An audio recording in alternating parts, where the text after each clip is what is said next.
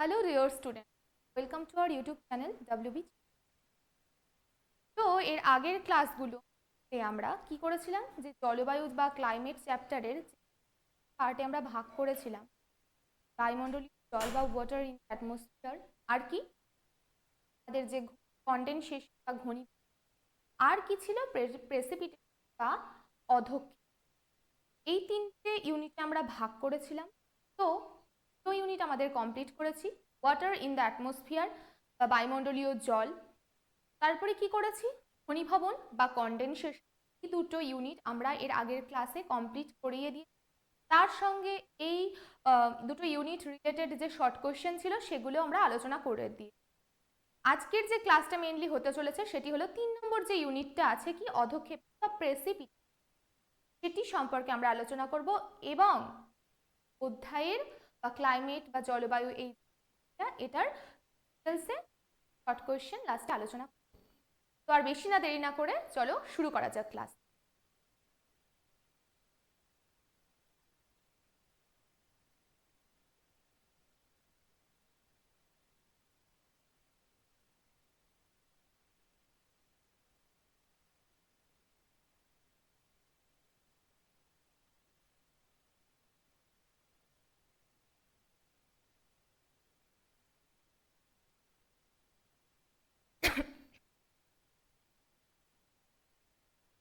দেখো dear students, প্রথমে কি আসছে যে অধক্ষেপণ বা প্রেসিপিটেশন।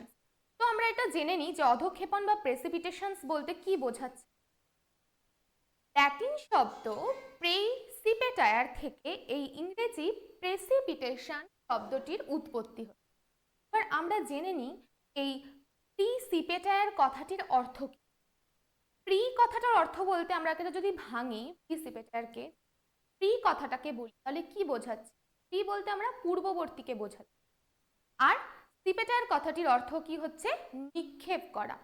এবার আমরা আসি তাহলে প্রিসিপেটার কি বলছে, যে ওপর থেকে নিচের দিকে, কি বললাম, ওপর থেকে নিচের দিকে জলকণায় বা বরফ কণার আকারে হচ্ছে যে নিক্ষেপণ প্রক্রিয়া, জলকণার বা বরফ কণার যে নিক্ষেপণ প্রক্রিয়া ওপর থেকে নিচে, সেটাকে আমরা কি বলছি অধক্ষেপণ বা প্রেসিপিটেশন। আশা করি তোমরা বুঝতে পারলে। এবার আমরা চলে যাই কি এই প্রেসিপিটেশন শব্দটি আমি যেহেতু বলেছি কি ল্যাটিন ভাষায় 15 শতকে এটিকে কি বলা হতো প্রিসিপিটায়ার, সেটিকে 16 শতকে পরিমার্জিত রূপ দিয়ে কিসে পরিমার্জন করা হলো প্রেসিপিটেশন শব্দে, এবং 17 শতকে এই প্রেসিপিটেশন শব্দটিকেই কিসে ইংরেজি ভাষায় এটিকে করা হলো, ইংরেজি ভাষার মাধ্যম রূপ দেয়া হলো এটিকে প্রেসিপিটেশন। এটা কি বলছি অধক্ষেপণ বা প্রেসিপিটেশন। এই অধক্ষেপণ বা প্রেসিপিটেশনের পরে আমরা চলে যাব কি হাইড্রোমিটিওর। কি যাব হাইড্রোমিটিওর। হাইড্রোমিটিওর বলতে আমরা কি বোঝাচ্ছি দেখো, এই যে অধক্ষেপণের বিভিন্ন রূপ সেগুলোকে আমরা একত্রে কি বলছি হাইড্রোমিটিওর। তাহলে আমি হাইড্রোমিটিওর বলতে কি বোঝালাম, যে অধক্ষেপণের এই যে বিভিন্ন রূপ সেগুলিকে আমরা একত্রে কি বলছি হাইড্রোমিটিওর। তো এইরকমই হাইড্রোমিটিওরকে 50টি শ্রেণীতে বিভক্ত করা হয়েছিল। কটি শ্রেণীতে? 50টি শ্রেণীতে বিভক্ত করা হয়েছিল। তার মধ্যে গুরুত্বপূর্ণ যে দুটো আমাদের শ্রেণী, সেই দুটো শ্রেণী সম্পর্কে আমরা আলোচনা করব। তো চলো দেখে নিই সেই দুটো শ্রেণী কি। একটা হচ্ছে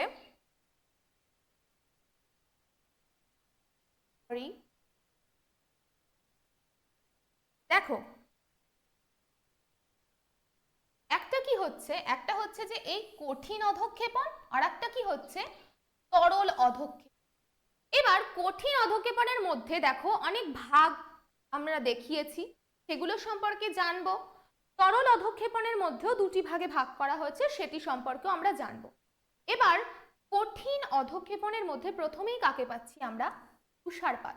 তুষারপাত বা স্নোফল বলতে কি বোঝাচ্ছে দেখো, যে -5 ডিগ্রি সেন্টিগ্রেড উষ্ণতায় সৃষ্ট কি হচ্ছে খরভুজাকৃতির বরফ কেলাস যখন কি হয় ভূপৃষ্ঠের নেমে আসে, সেটি বরফ কণার আকার ধারণ করে।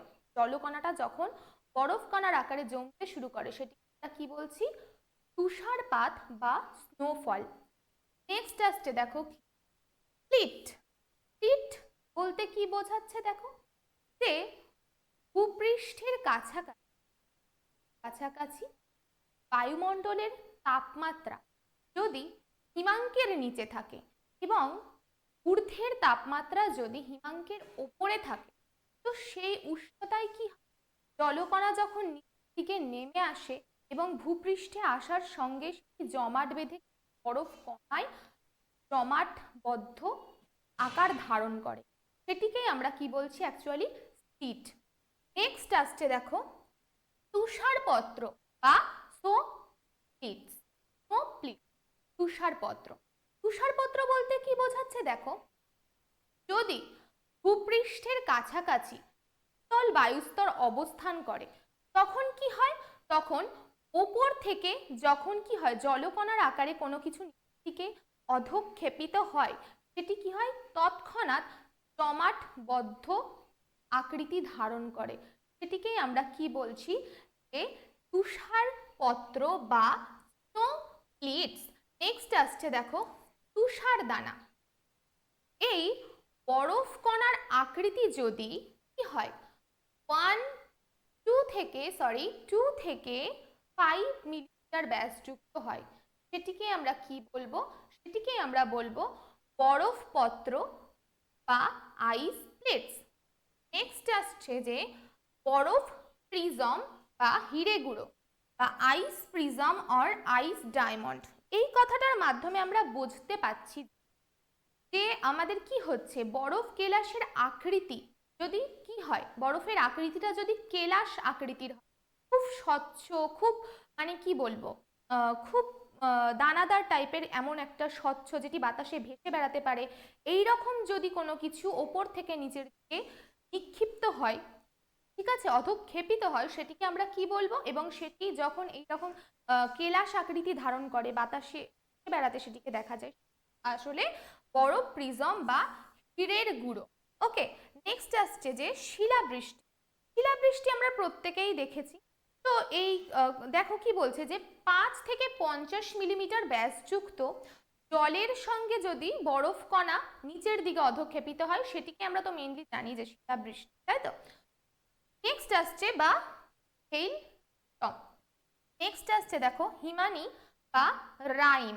রাইম ব্যাপারটা ঠিক সেই একই রকম এসে দাঁড়াচ্ছে, কি যে ওটি কি হচ্ছে যে শীতল বায়ুপুঞ্জ যদি থাকে তখন কি হয়, খুব স্বচ্ছ কেলাস আকৃতির বরফ কণার সৃষ্টি হয়, ঠিক আছে, যেটিকে আমরা কি বলছি হিমানি বা রাইম। নেক্সট আমরা চলে যাব হচ্ছে কঠিন অধঃক্ষেপণের এই যে যেই কটি ভাগে বিভক্ত করা হয়েছে সেগুলি সম্পর্কে আমরা জেনে নিলাম। কি কি? তুষারপাত বা স্নোফল, স্প্লিট, তুষারপত্র বা স্নো প্লিটস, তুষারদানা বা স্নো গ্রেনস, বরফপত্র বা আইস প্লেটস, বরফ প্রিজম বা হিরে গুঁড়ো বা আইস প্রিজম অর ডায়মন্ড। নেক্সট আসছে শিলাবৃষ্টি বা হেল, আর একদম শেষ কি আসছে দেখো হিমানি বা রাইন। এবার আমরা তরল অধঃক্ষেপণে চলে যাব।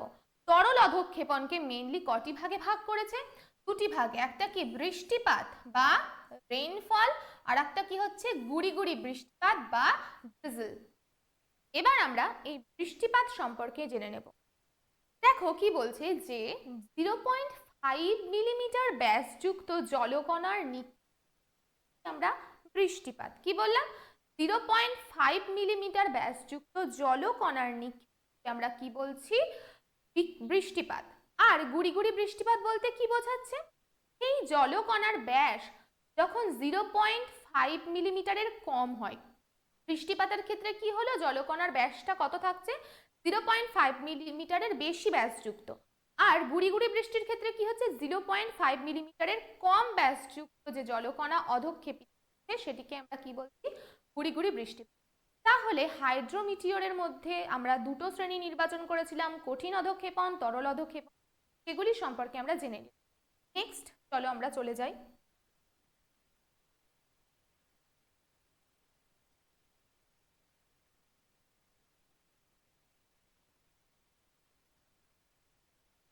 দেখো কি বলছে, বলছে যে বৃষ্টিপাত সৃষ্টির প্রচলিত দুটো তত্ত্ব। এবার আমরা জানবো এই বৃষ্টি যে সৃষ্টি হচ্ছে সেটির দুটি তত্ত্ব। কি তত্ত্ব? আমরা একটু চলো দেখে নিই। প্রথমটা বলছে দেখো বরফ কেলাস তত্ত্ব বা আইস ক্রিস্টাল থিওরি। নেক্সট কি বলছে সংঘর্ষ সম্মিলন তত্ত্ব বা কোলেশনস থিওরি। তাহলে আমরা জেনে নিই এবার বরফ কেলাস তত্ত্ব বা আইস ক্রিস্টাল থিওরি বলতে কি বোঝায়। দেখো এই বরফ কেলাস তত্ত্ব বা আইস ক্রিস্টাল থিওরিকে আরেকটি নামেও অভিহিত করা হয়, যে বার্জিরন ফিন্ডিশেন তত্ত্ব। কি নামে অভিহিত করা হয়? বার্জিরন ফিন্ডিশেন তত্ত্ব। তোমরা সকলে নোট ডাউন করবে, যদি মনে করো যে তথ্যগুলো খুব প্রয়োজনীয়, অবশ্যই তথ্যগুলো তোমরা নোটেট করবে। তো কি বলছে দেখো বরফ কেলাস তত্ত্ব বা আইস ক্রিস্টাল থিওরিকে আমি কি বলে জানলাম, আর একটা কি বার্জিরন ফিন্ডিশেন তত্ত্ব নামেও এটিকে অভিহিত করা হয়েছে। এবার আমরা জেনে নেব যে এটিকে বার্জিরন ফিন্ডিশেন তত্ত্ব নামে অভিহিত করা হয়েছে। আমরা এখানে দুজন আবহবিদের নাম পাচ্ছি, কি হচ্ছে বার্জিরন আর একটা হচ্ছে কি পেলাম দেখো, কি পেলাম, একজন হচ্ছে বার্জিরন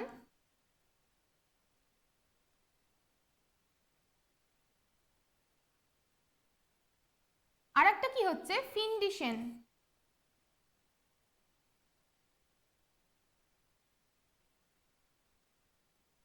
তাই তো,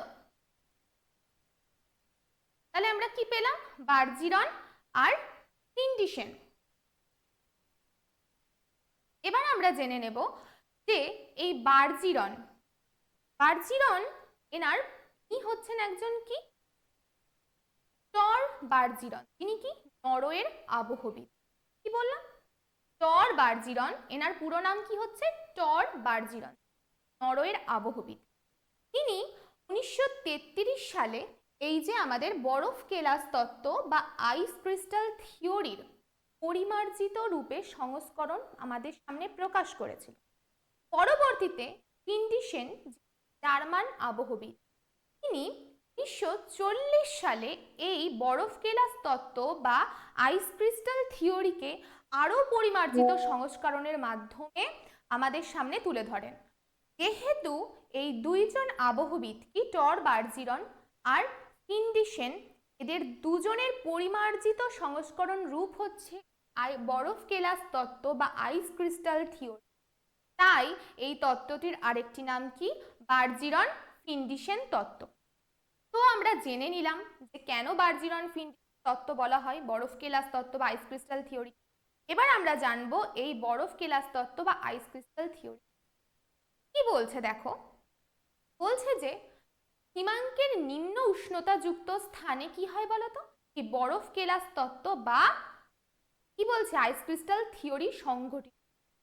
সেখানে কি হচ্ছে 0 ডিগ্রি থেকে 5 ডিগ্রি সেন্টিগ্রেড উষ্ণতা থাকতে হবে, এমনকি -40 ডিগ্রি সেন্টিগ্রেড উষ্ণতার হিমাঙ্কের উষ্ণতার নিচেও কি হয় এই অবস্থাতে বৃষ্টিপাত সংঘটিত।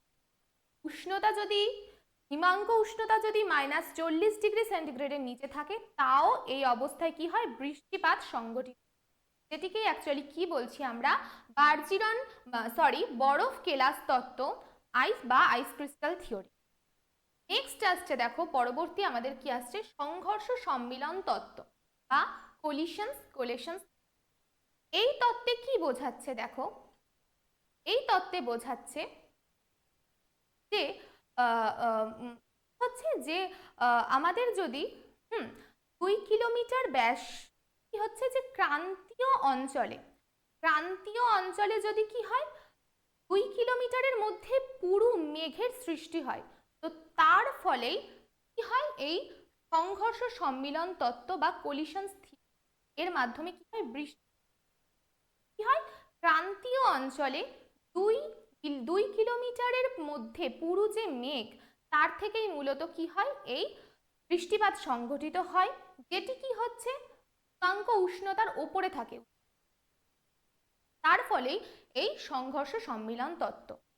তো মেনলি এই যে সংঘর্ষ সম্মিলন তত্ত্ব এবং এর থেকে যে মেঘ সৃষ্টি হয় এবং বৃষ্টিপাত সংঘটিত হয় সেটি মূলত কোন আমরা জেনে নিই, সেটি মূলত হচ্ছে যে অল্টোস্ট্র্যাটাস, ঠিক আছে, স্ট্র্যাটোকিউমুলাস, এগুলো থেকে মূলত এই সংঘর্ষ সম্মিলন তত্ত্ব বা কোলিশন ফলে কি হয়, বৃষ্টিপাত সংঘটিত। তাহলে বৃষ্টিপাত সৃষ্টি আমরা প্রচুর তথ্য জেনে নিলাম। নেক্সট আমরা চলে আসবো দেখো বৃষ্টিপাতের শ্রেণীবিভাগ বা ক্লাসিফিকেশনস অফ রেইনফল।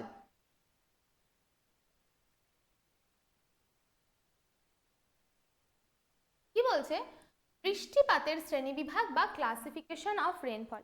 আমরা প্রত্যেকেই জানি যে বৃষ্টিপাতের শ্রেণীবিভাগ অনুযায়ী বৃষ্টিপাতকে 3 ভাগে বিভক্ত করা হয়। তো এই বৃষ্টিপাতের শ্রেণীবিভাগ অনুযায়ী লুটল্যাম 1956 সালে এই বৃষ্টিপাতকে 3টি শ্রেণীতে বিভক্ত বা 3টি পর্যায়ে বিভক্ত করে। কি কি দেখো, পরিচলন বৃষ্টিপাত বা কনভেকশনাল রেইনফল, নেক্সট আসছে যে শৈলক্ষেপ বৃষ্টিপাত বা ওরোগ্রাফিক রেইনফল, আর 3 নম্বর কি আসছে দেখো ঘূর্ণ বৃষ্টিপাত বা সীমান্ত বৃষ্টিপাত বা সাইক্লোনিক অর ফ্রন্টাল রেইনফল। এবার আমরা জেনে নেব যে এই পরিচলন বৃষ্টিপাতটা কি। পরিচলন বৃষ্টিপাত কি বলছে দেখো, আমরা জানি যে কি হয়, ভূপৃষ্ঠ সংলগ্ন উষ্ণ বাতাস কি হয়, হালকা হয়ে প্রসারিত হয়ে উপরের দিকে ওঠে এবং কি হয়, সেটি যখন উপরের দিকে উঠলো সেটি হয় শীতল হয়ে ঘূর্ণভবন প্রক্রিয়ার মাধ্যমে বৃষ্টি রূপে ঝরে পড়ে। এটিকেই মেনলি আমরা কি বলছি, পরিচলন বৃষ্টি বা কনভেকশনাল রেইনফল। নেক্সট আসছে দেখো, আচ্ছা আমরা জেনে নিই যে এই পরিচলন বৃষ্টিপাতের জন্য কিরকম কি পরিবেশ প্রয়োজনীয়, কি বৈশিষ্ট্য প্রয়োজন যার ফলে এই পরিচলন বৃষ্টিপাত আমরা বুঝতে পাচ্ছি কি যে ভূপৃষ্ঠের যে উষ্ণতা চরম উষ্ণতা হতে হবে, আর কি প্রচুর কি হচ্ছে বাষ্প থাকতে হবে, তাই তো আর্দ্র বাতাস থাকে, তাহলেই কি হবে মূলত এই পরিচলন বৃষ্টিপাতের মেইনলি এইগুলোই আমরা এর বৈশিষ্ট্য পাচ্ছি ঘটে। নেক্সট চলে যাব আমরা দেখো শৈলক্ষেপ বৃষ্টিপাত বা ওরোগ্রাফিক রেইন।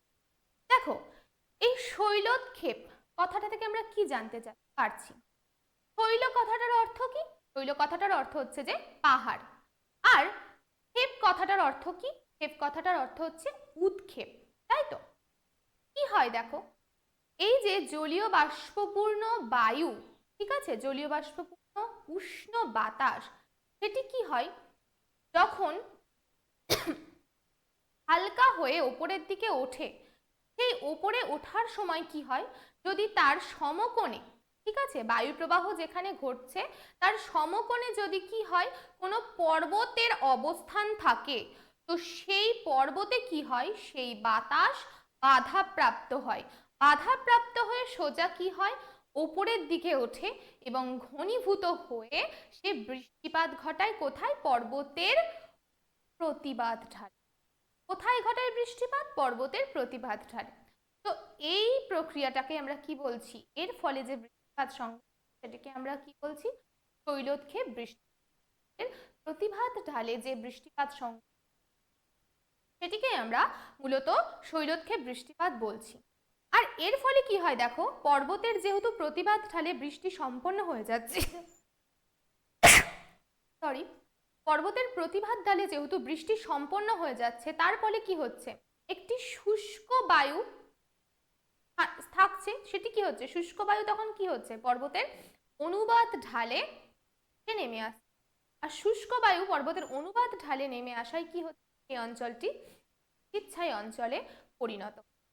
তো মূলত এই যে শৈলক্ষেপ বৃষ্টিপাত সংঘটিত হওয়ার জন্য কি কি বৈশিষ্ট্য থাকা প্রয়োজন, এক কি বললাম যে পর্বতের কি হচ্ছে, বায়ু প্রবাহ যদি হয়, যে পর্বতের কি হচ্ছে সমকোণে যদি বায়ু প্রবাহ হয়, বায়ু প্রবাহ যেখানে হচ্ছে তার সমকোণে যদি কি হয় কোনো পর্বত থাকে, তাহলে কি হয় মূলত পর্বতে বাধা পেয়ে কি হয় বাতাস উপরের দিকে উঠে যাবে, তার ফলে কি হবে এই শৈলক্ষেপ বৃষ্টিপাতের সৃষ্টি। নেক্সট আসছে দেখো ঘূর্ণ বৃষ্টিপাত বা সীমান্ত বৃষ্টিপাত। এদিকে কি বলছে দেখো, সাইক্লোনিক অর ফ্রন্টাল রেইনফল। দেখো এই বৃষ্টিপাতের ক্ষেত্রে কি হচ্ছে, মূলত দুই রকমের বাতাসের মিলন ঘটছে, কি হচ্ছে উষ্ণ বাতাস আর শীতল বাতাসের মিলন স্থল, ঠিক আছে। তার ফলে কি হচ্ছে, উষ্ণ বাতাস উপরের দিকে উঠে প্রসারিত হয়ে ঘনীভূত হয়ে কি হচ্ছে, উষ্ণ বাতাস হালকা ও প্রসারিত হয়ে উপরের দিকে উঠছে। তো বাতাসের আগে মিলন স্থলে কি হচ্ছে, এই মিলন স্থলে উষ্ণ বাতাস উপরের দিকে উঠে যাচ্ছে, ঘনীভবন প্রক্রিয়ায় রূপে ঝরে পড়ছে। সেটিকে আমরা কি বলছি, পূর্ণ বৃষ্টিপাত বা সীমান্ত বৃষ্টিপাত বা সাইক্লোনিক রেইনফল। মূলত ঘনীভবন চ্যাপ্টার থেকে আমাদের এইটুকুই আলোচ্য বিষয় ছিল। আশা করি তোমরা বুঝতে পেরেছো। আমরা অধ্যায়টা শেষ করলাম আজকে। এবার চলো আমরা এই অধ্যায় থেকে কিছু শর্ট কোয়েশ্চেন আলোচনা করব। নেক্সট আজকের ক্লাস এতটুকু থাকবে। চলো শর্ট কোয়েশ্চেনগুলো একটু দেখে নিই।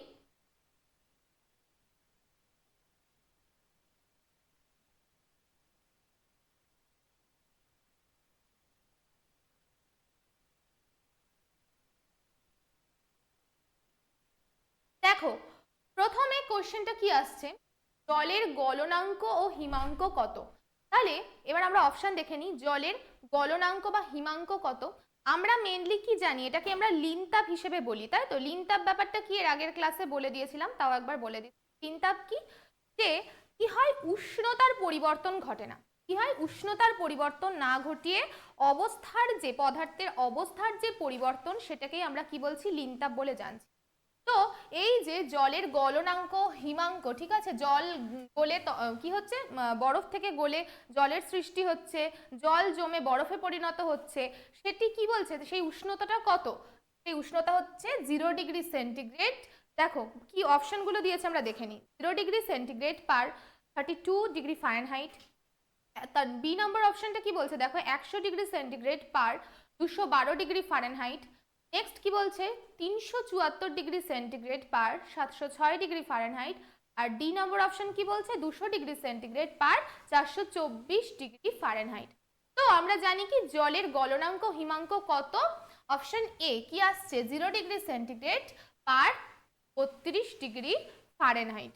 নেক্সট চলো আমরা দেখে নিই 2 নম্বর কোশ্চেন কি বলছে। দেখো জলের স্ফুটনাঙ্ক কত, দেখে নিই অপশনগুলো কি কি আছে। চলো দেখো 0 ডিগ্রি সেন্টিগ্রেড পার 32 ডিগ্রি ফারেনহাইট। 2 নম্বর অপশন আসছে 374 ডিগ্রি সেন্টিগ্রেড পার 706 ডিগ্রি ফারেনহাইট। 3 নম্বর অপশন আসছে 100 ডিগ্রি সেন্টিগ্রেড পার 212 ডিগ্রি ফারেনহাইট। আর ডি নম্বর অপশন কি আসছে, 200 ডিগ্রি সেন্টিগ্রেড পার 424 ডিগ্রি ফারেনহাইট। তো আমরা জানি কি জলের স্ফুটনাঙ্ক কত, এই যে সি নম্বর অপশন কি আসছে, 100 ডিগ্রি সেন্টিগ্রেড পার 212 ডিগ্রি ফারেনহাইট।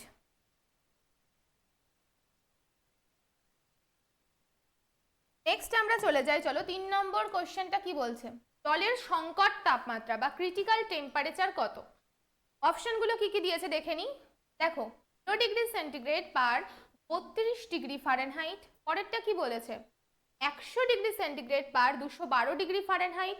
3 নম্বর অপশন বলছে 200 ডিগ্রি সেন্টিগ্রেড পার 424 ডিগ্রি ফারেনহাইট। আর ডি নম্বর অপশন বলছে 374 ডিগ্রি সেন্টিগ্রেড পার 706 ডিগ্রি ফারেনহাইট। তো ডি নম্বর অপশনটা দাঁড়াচ্ছে জলের সংকট তাপমাত্রা কত, 373 ডিগ্রি সেন্টিগ্রেড পার 706 ডিগ্রি ফারেনহাইট। নেক্সট কোশ্চেন 4 নম্বর কোশ্চেন কি আসছে, জলের সংকট চাপ বা ক্রিটিক্যাল প্রেসার কত। কি জলের সংকট চাপ বা ক্রিটিক্যাল প্রেসার কত, অপশনগুলো দেখে নাও, 322 বার, 200 বার, 121 বার আর 221 বার। তাহলে কি বলছে, জলের সংকট চাপ কত, 221 বার। নেক্সট কোশ্চেন আমরা চলে যাই, চলো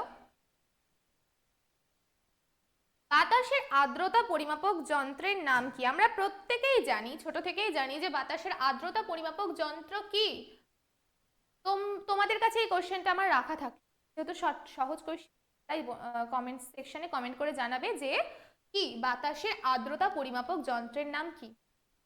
5 নম্বর কোশ্চেনের অ্যান্সারটা তোমাদের জন্য দেয়া থাকলো, তোমরা জানাবে। নেক্সট কোশ্চেন আসছে, দেখো চলো বাষ্পীয় ভবনের হার পরিমাপক যন্ত্রের নাম কি। বাষ্পীয় ভবনের হার পরিমাপক যন্ত্রকে আমরা কি বলে জানি, বাষ্পীয় ভবনের হার পরিমাপক যন্ত্রের নাম হচ্ছে কি। দেখো অপশনগুলো আগে দেখে নিই। এ নম্বর অপশন আসছে অ্যাটমোমিটার, বি নম্বর অপশন আসছে হচ্ছে যে রিফ্র্যাক্টোমিটার, সি নম্বর অপশন হচ্ছে যে হাইগ্রোমিটার, ডি নম্বর অপশন আসছে কি ক্লাইনোমিটার। তাহলে কোনটি হবে, এ নম্বর অপশনটা আসবে কি অ্যাটমোমিটার। 7 নম্বর কোশ্চেন দেখো কি বলছে,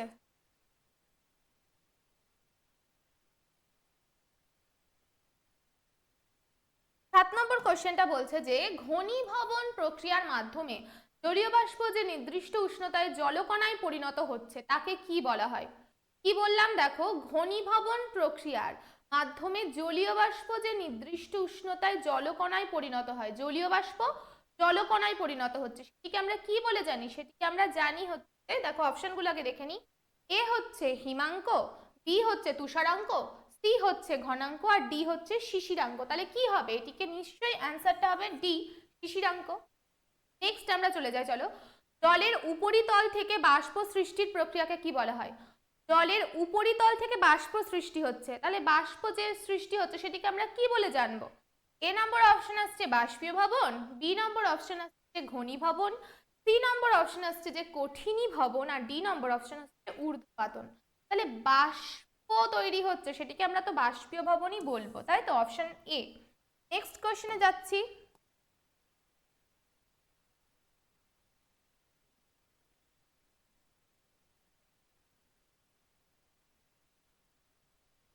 দেখো কি বলছে, বাষ্প তরলে পরিণত হওয়ার প্রক্রিয়াকে কি বলা হয়?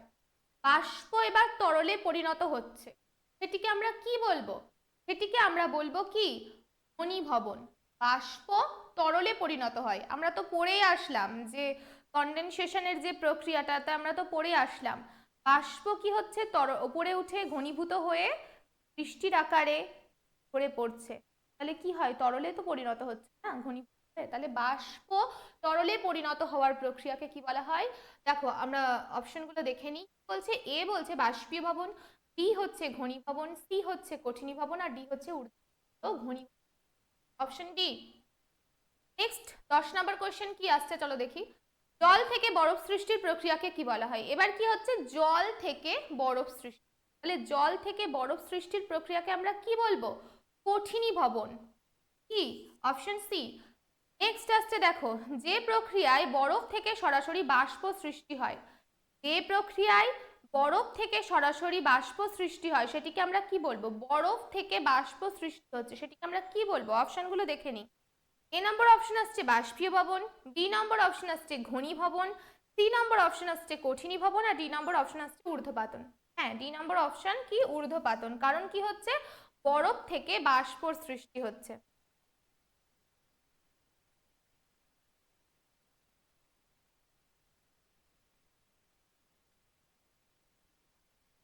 চলো নেক্সট কোশ্চেন কি বলছে। 12 নম্বর কোশ্চেন আসছে কি, কনডেনসেশন শব্দটি প্রথম কে ব্যবহার করেছে?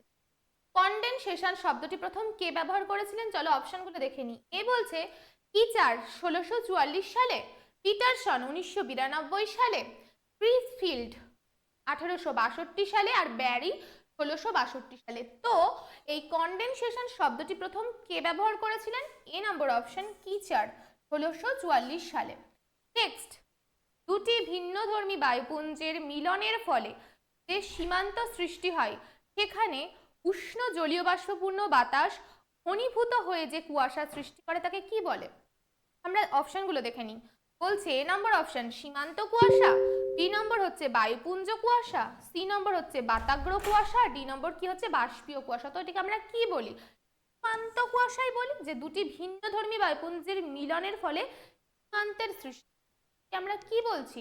সেটিকে আমরা বলছি সীমান্ত কুয়াশা।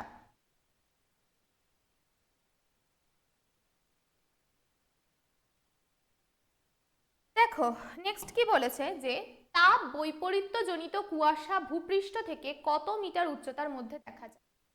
1000 থেকে 1500 মিটারের মধ্যে, 100 থেকে 500 মিটারের মধ্যে, 500 থেকে 1000 মিটারের মধ্যে, আর 100 থেকে 150 মিটারের মধ্যে।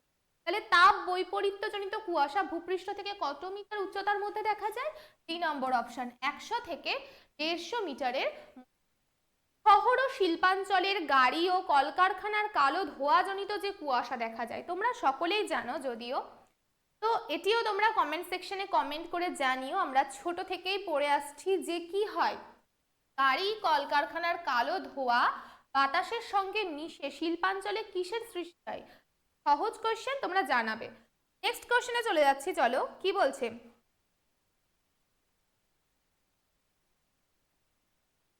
ভূপৃষ্ঠ সংলগ্ন আর্দ্র বাতাসের মধ্যে নিম্নচাপ সৃষ্টি হলে আর্দ্র বাতাস উপরে উঠে গিয়ে যে কুয়াশা সৃষ্টি করে তাকে কি বলে? কি বলছে দেখো আরেকবার পড়ো। ভূপৃষ্ঠ সংলগ্ন আর্দ্র বাতাসের মধ্যে নিম্নচাপ সৃষ্টি হলে আর্দ্র বাতাস ওপরে উঠে গিয়ে যে কুয়াশা সৃষ্টি করে তাকে কি বলে? অপশন বলছে ব্যারোট্রপিক কুয়াশা, উৎক্রম কুয়াশা, মাঝারি কুয়াশা, অতি ঘন কুয়াশা। কি হবে? ব্যারোট্রপিক কুয়াশা, অপশন এ। নেক্সট, লাতিন শব্দ সিরাসের অর্থ কি? এর আগের ক্লাসে আমরা যখন মেঘের পার্টগুলো পড়িয়েছিলাম তখনই আমি বলেছিলাম যে সিরাস কথাটির কি। তো অপশন কি বলেছে? এ চোখ, বি চুল বা কেশ, সি দড়ি, আর ডি হচ্ছে সুতো। আমরা জানি যে সিরাস কথাটির অর্থ কি? চুল বা কেশ। নেক্সট চলো আমরা চলে যাই।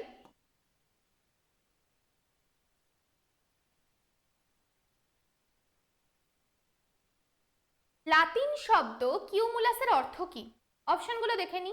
এ টিলা, বি ফুলকপি, সি হচ্ছে চুল, আর ডি হচ্ছে স্তূপ।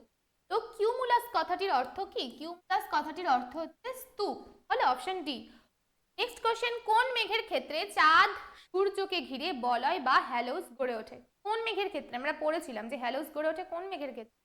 এ নম্বর অপশন আসছে কি সিরোস্ট্র্যাটাস মেঘ। নেক্সট কোশ্চেন আসছে দেখো, কোন মেঘকে শিপ ক্লাউড বা উল্ট পিক ক্লাউড বলে? কোন মেঘকে? অল্টো কিউমুলাস মেঘ, অপশন নাম্বার সি। তাহলে আমরা এই